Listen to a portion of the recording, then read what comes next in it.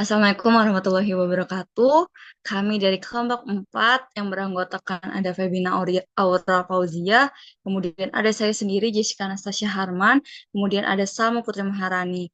Kami bertiga akan mempresentasikan hasil dari observasi kami terhadap atlet voli.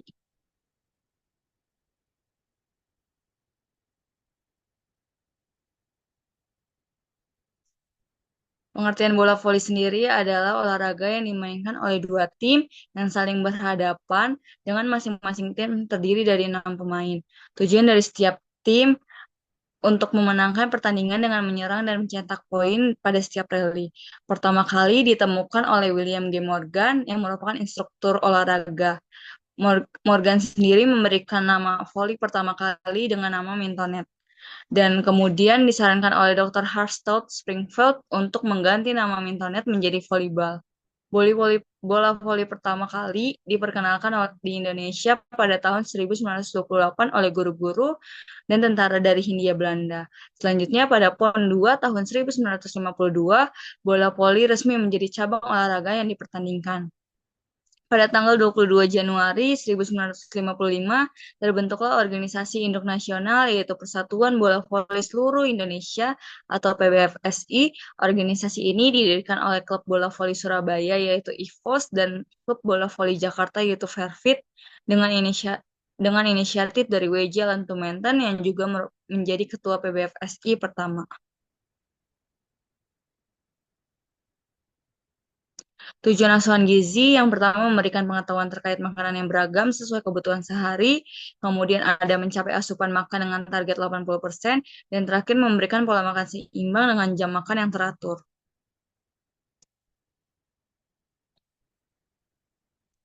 Identitas atlet yang kami observasi pada kali ini yaitu dengan nama lengkap Syakila Rizkia Wisman dan nama panggilan Syakila berjenis kelamin perempuan dengan usia 16 tahun dan masih seorang siswi dengan alamat Jalan Pondok Kelapa Selatan. Prestasi yang diraih oleh Syakila sendiri bersama tim yaitu menjadi juara 1 Liga Jakarta Timur usia 17, kemudian juara 2 Liga Jakarta Timur usia 16, ada juga juara 1 Popkot, juara 3 RHS Cup, dan terakhir juara 3 Kejurda U19. Data antropometri pada Shakila dengan berat badan 52,4 kg, tinggi badan 162 cm, IMT 20 kg per meter kuadrat dengan status normal. Karena Shakila masih berusia 16 tahun, digunakan juga IMT per U yaitu minus 0,35 dengan status normal, persen lemak yaitu 21,5% normal, dan kemudian ada RLPP atau rasio lingkar pinggang pinggul yaitu 0,85 dengan status normal. Kemudian untuk data biokimia sendiri kami mengambil dari gula darah sewaktu itu 122 mg per desiliter normal. Kemudian untuk kebutuhan energi, kami menggunakan BMR plus SDA dengan hasil 1.532 kilokalori, yang kemudian kami kalikan juga dengan aktivitas fisik dan juga aktivitas olahraganya, yaitu menjadi total dari energinya dengan pertambahan kebutuhan pertumbuhan juga menjadi 3.077 kilokalori.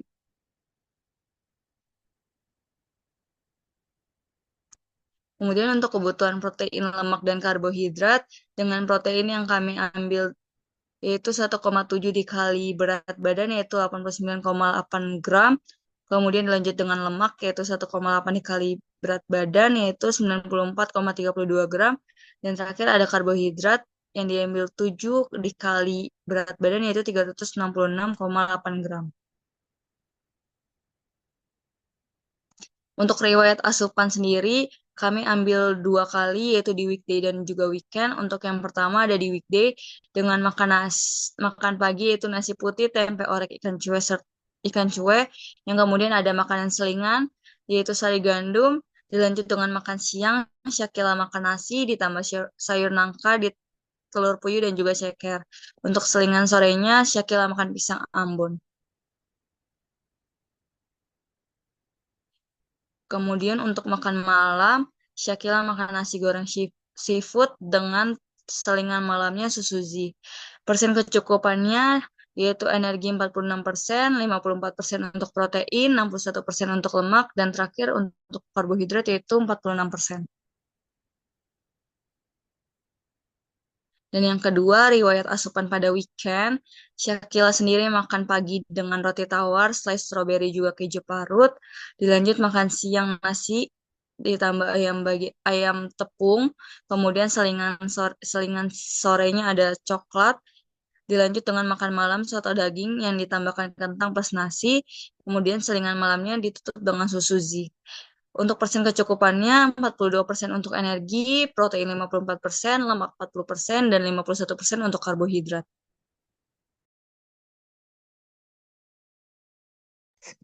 Selanjutnya ada diagnosis gizi and nutrition intake-nya menggunakan 2.1 NI 2.1 dengan asupan oral tidak adekuat berkaitan dengan meningkatnya kebutuhan dan kurang pengetahuan makanan dan zat gizi ditandai dengan asupan yang tidak mencukupi kebutuhan.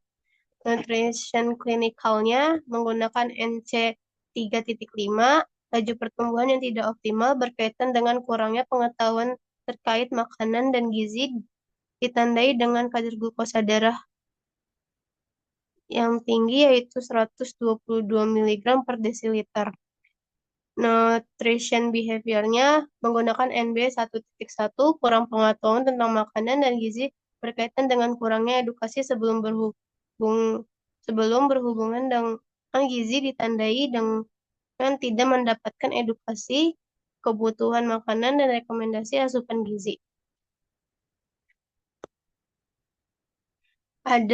Selanjutnya ada intervensi gizi. Intervensi diberikan pada fase persiapan dengan bentuk makanan biasa yang diberikan 3 kali makanan utama dan 3 kali selingan dalam sehari dengan tujuan diet yang pertama memberikan pengetahuan terkait makanan yang beragam sesuai kebutuhan seharinya, yang kedua mencapai asupan makan dengan target 80%, yang ketiga memberikan pola makan seimbang dengan jam makan yang teratur.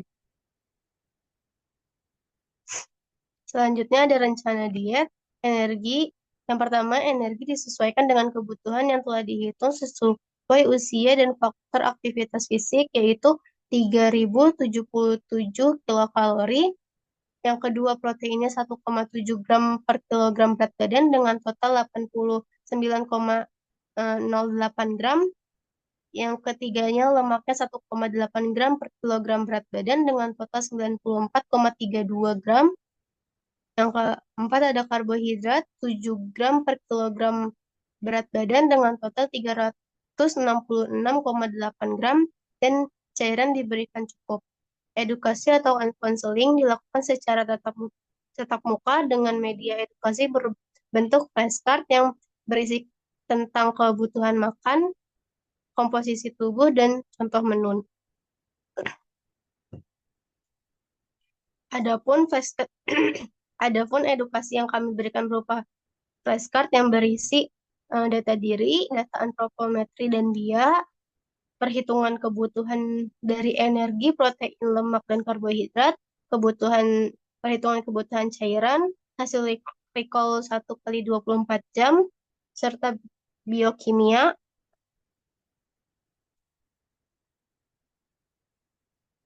Ada juga atau perhitungan atau angka kebutuhan yang sesuai dengan masa persiapan, pertandingan, dan juga setelah pertandingan, dan juga diberikan contoh menu sehari.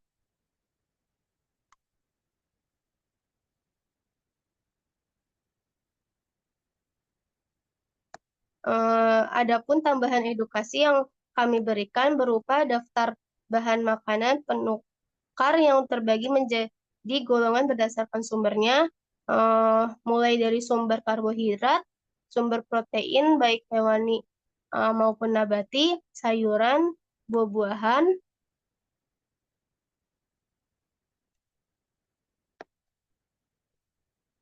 Adapun susu dan minyak atau lemak.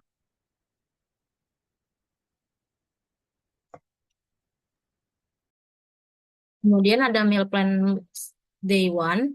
Di mana di pagi hari kami berikan sandwich daging, kemudian snack paginya jus mangga strawberry, dibarengi dengan biskuit cracker, makan siangnya ada nasi, daging rendang, perkedel, kemudian ada tumis daun singkong dan alpukat. Kemudian ada snack sorenya salad telur, makan malamnya ada nasi putih dengan ikan bawal goreng, sayur asem, sambal dan snack yogurt dan susuzi. Didapatkan total persen asupannya yaitu 50% untuk kalori, kemudian untuk proteinnya 106% dan lemaknya 110% dan untuk karbohidratnya 99%. Kemudian di sini ada meal plan kedua, yaitu yang di pagi hari ada nasi nasi dengan ayam kecap, tumis kacang panjang, kemudian diberikan snack paginya yaitu smoothie pisang kiwi dan coklat. Kemudian untuk makan siangnya ada ikan kembung goreng, sayur bayam, singkong Thailand untuk snack sore. Kemudian ada makan malamnya itu nasi, telur balado, tumis sawi putih, tahu, dan diberikan snack malam yaitu puding stroberi. Dengan total persen asupannya yaitu 90% untuk energinya, kemudian untuk proteinnya 110%, untuk lemaknya 86% dan untuk karbohidratnya 110%. Kemudian ada meal plan day ketiga, yaitu ada nasi tumis labu siam dengan tempe goreng, dan snack paginya ada kentang goreng, jus jeruk, kemudian makan siang mie ayam bakso. Kemudian untuk snack sorenya ada lemper dan es teh lemon madu. Kemudian ada makan malamnya dengan ketoprak yang isinya lontong, toge, tahu, bihun, telur kacang kacang tanah dan gula merah. Kemudian di sini ada snack malamnya yaitu martabak manis dengan susuzi. Kemudian untuk persen asupannya itu 90%, untuk energinya, proteinnya 108%, lemak 98%, dan karbohidratnya 107%. Kemudian di sini ada day 4, yaitu untuk makan pagi nasi kuning dengan bihun goreng, kemudian telur dadar dan tempe orek. Untuk snack paginya ada makaroni crispy dengan jus melon, makan siangnya nasi putih dengan ayam goreng tepung, tumis buncis toge, kemudian untuk snack sorenya ada kue gabin dan jus stroberi. Kemudian untuk makan malam ada soto ayam, daging ayam eh, dengan tempe, buah yaitu apel, kemudian snack malamnya ada bakso goreng dan minum susuzi. Untuk total persen kecukupan asupannya 93%, kemudian untuk proteinnya 105%, lemaknya 109%, dan karbohidratnya 106%. Ini meal plan kelima, yaitu untuk makan paginya makan spaghetti bolognese, snack paginya diberikan somai, kemudian makan siangnya nasi putih dengan tumis putren wortel buncis, gulai cumi, kemudian snack sore diberikan buah, makan malamnya diberikan nasi putih, ayam panggang, tumis kangkung, jamur, dan didapatkan persen asupannya yaitu 90% untuk energinya, proteinnya 110%, kemudian lemaknya 106%, dan karbohidratnya 99%. Day 6 diberikan makaroni skotel untuk pagi, snack sorenya kue nagasari, makan malamnya nasi putih dengan sop ayam, kemudian snack sorenya ada es pisang hijau, makan malamnya ada nasi uduk, lele goreng, sambal lalapan, tahu, popcorn, dan susuzi. Kemudian didapatkan persen asupannya 90% untuk energinya, proteinnya 109%, lemak 88%, dan eh, karbohidratnya 110%. Kemudian ada meal plan ketujuhnya, yaitu ada nasi putih untuk makan pagi dengan sup tahu telur. Kemudian ada snack paginya kolak ubi, dan makan siangnya nasi putih dengan ayam telur asin dengan capcay, diselingi dengan susu strawberry Korea, dan makan malamnya mie godok kuah dengan snack malamnya risol ditambah dengan minum susu di malam hari. Kemudian didapatkan energinya 90% proteinnya 109%, kemudian lemaknya 95%, dan karbohidratnya 108%. Di sini ada monitoring dan evaluasinya. yaitu untuk parameter asupan makan waktunya saat kunjungan berikutnya dengan metode pemberian meal plan selama 7 hari didapatkan target 3.077 kilokalori, protein 89,08 gram, lemaknya 94,32 gram, karbohidratnya 366,8 gram. Dengan didapatkan hasil recall 1.278 kilokalori yang masih kurang cukup, yaitu 42%, proteinnya 48,5 gram, yaitu 54%, dan lemaknya 51%, karbohidratnya 51%, dan masih belum mencukupi. Kemudian ada berat badannya saat kunjungan berikutnya, yaitu dengan pengukuran BIA, IMT normal berada pada rentang 18,5 hingga 25,0 kg per meter kuadrat, dengan hasil 19,9 kg per meter kuadrat. Masih dalam rentang normal. Kemudian untuk sikap dan perilaku setelah atlet diberikan konseling, yaitu targetnya yaitu atlet mengetahui pola makan yang sesuai dengan kebutuhan makan sehari. Hasilnya atlet mulai mengetahui asupan yang dibutuhkan untuk memenuhi kebutuhan sehari.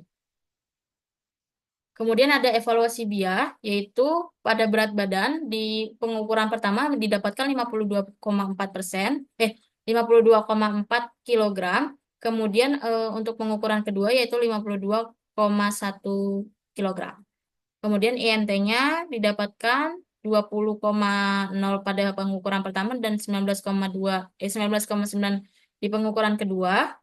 Kemudian didapatkan parameternya yaitu normal, IMT per U di mana usia anak-anak yaitu dengan Z-score negatif 0,35 dan di pengukuran kedua negatif 0,15 yaitu tetap di dalam rentang normal. Lemaknya 21,5 di pengukuran pertama dan pengukuran kedua 21,6 di rentang normal. Untuk RLPP di pertemuan pertama masih 0,85 dan di pertemuan kedua 0,85 dikategorikan sebagai aman. Saran gizi dari kami yaitu atlet diharapkan dapat memilih makanan yang tinggi, energi, dan protein secara alami dan memenuhi porsi makan yang baik disertai pemenuhan cairan yang cukup. Kesalahan yang kami alami ketika observasi yaitu tidak merecall selama 7 hari saat pemberian meal plan, kemudian tidak melakukan post-test dan pre-test, tidak melakukan dokumentasi makanan pada 7 hari itu, dan yang mengakibatkan tidak dapat diestimasi porsi makan ke dalam gram, kemudian tidak menunjukkan model alat makan yang digunakan saat melakukan recall. Sekian dari kami. Apabila ada kesalahan, kami mohon maaf yang sebesar-besarnya. Terima kasih. Wassalamualaikum warahmatullahi wabarakatuh.